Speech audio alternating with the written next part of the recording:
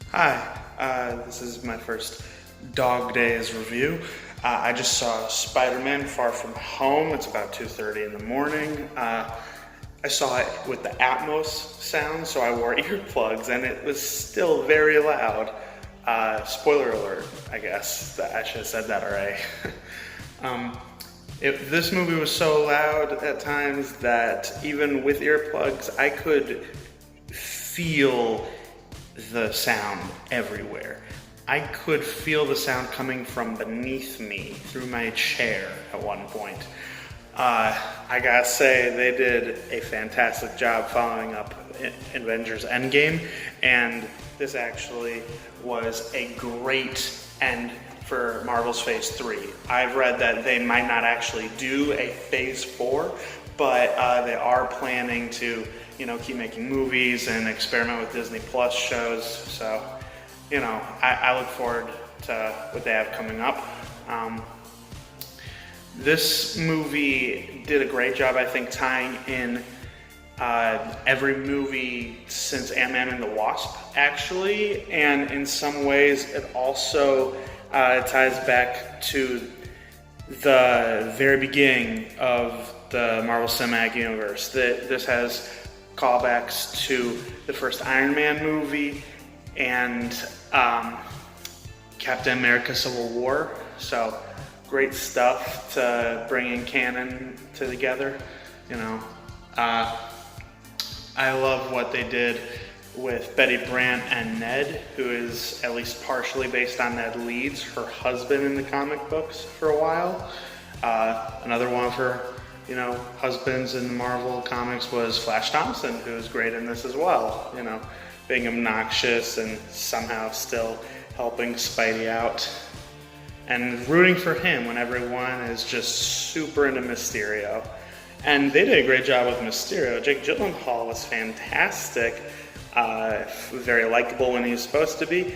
And if you know from the comics, he's a villain, or the video games, or TV shows. He is a villain with a good twist this time. Similar to Vulture, I think, from Spider-Man Homecoming. But there's someone else with him that I think is like secretly a supervillain from the comics that I wasn't aware of. There were also people that believed this character named Dimitri was going to end up being a Mysterio ally that goes by the Chameleon in the comics, and his brother is Kraven the Hunter, another Spider-Man villain, so that would have been cool, but that's not how that worked. Nick Fury was fantastic, and I think they used him just the right amount. Same with Happy Hogan and Aunt May. I kind of hate that they glossed over what happens between Peter Parker and Aunt May when she finds out he's Spider-Man at the end of the last movie, and then at the end of this movie, the whole world finds out he's Spider-Man. And I'm hoping maybe they can undo that, like in the comics, Daredevil was outed, and then he said, you can't say that, I'm suing you. He did the same thing that Iron Man did when he got people to believe that Iron Man was his security guard, that he was just Tony Stark. The thing is, Peter Parker had his identity become public for the Civil War comic book, and all it does is lead to people attacking him and his loved ones, taking him hostage to try to get to him. And now that he's a bigger player, because he's one of Earth's few heroes left, few superheroes, he's going to be a bigger target. And I don't think they're going to do that. I can't believe they would do the mass amnesia thing like one more day, from the comic books. I think that it was a good twist, and it was a great use of a cameo for J. Jonah Jameson. I love that he's back, even if he's balding. And to sum it up, this movie had lots of laughs, lots of action, good suspense, and very cute teen romance, because it's high schoolers. On a scale of 1 doggy doo to 5 doggy snacks, this movie got 5 doggy snacks from me.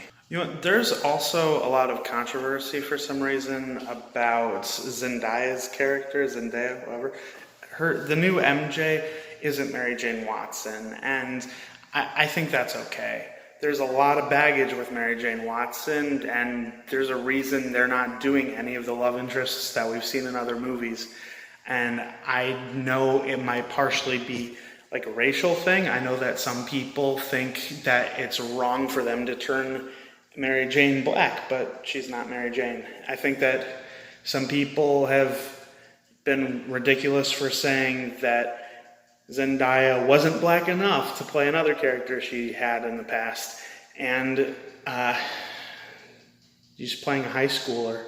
You know, it's okay to do things a little differently. And honestly, this character seems like a much better fit for this Peter Parker than someone acting like Kirsten Dunst did.